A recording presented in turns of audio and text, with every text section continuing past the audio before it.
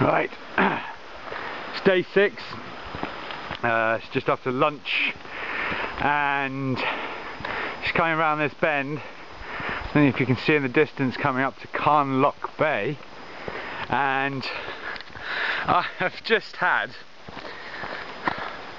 the most marvellous last hour.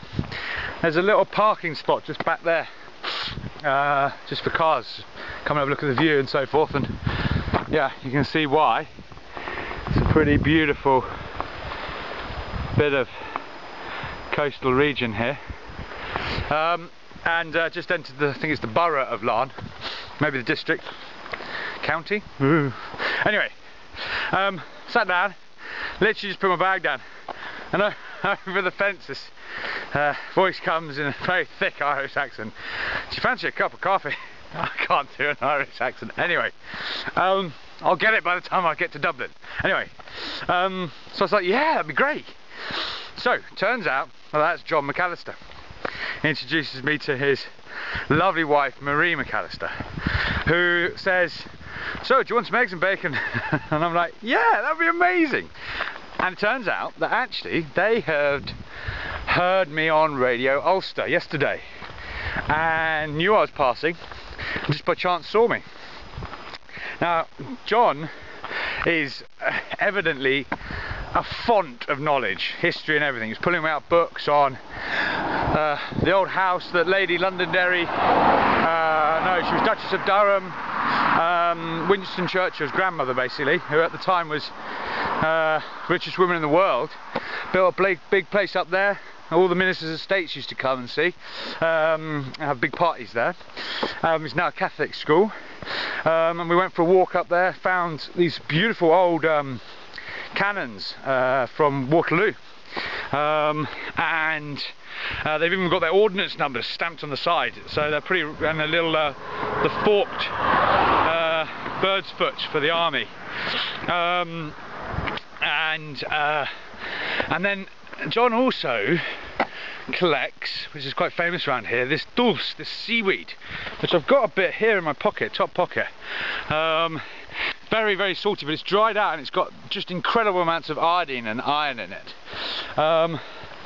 And just had the most, just literally, I just sat down completely oblivious that anyone was around, and within a second or two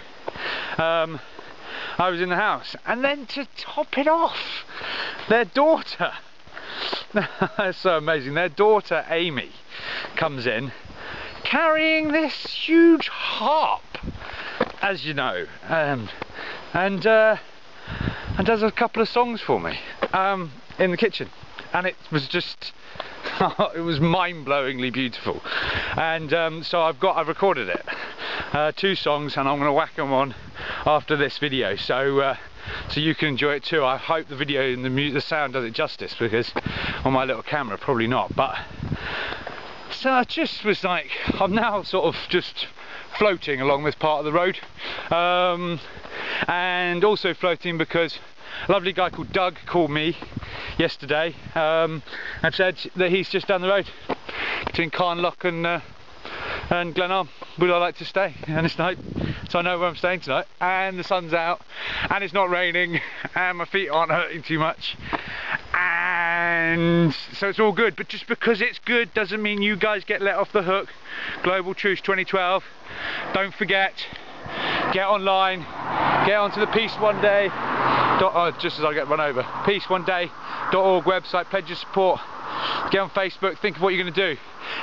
They have just put it on their calendar, 21st of September, Peace Day.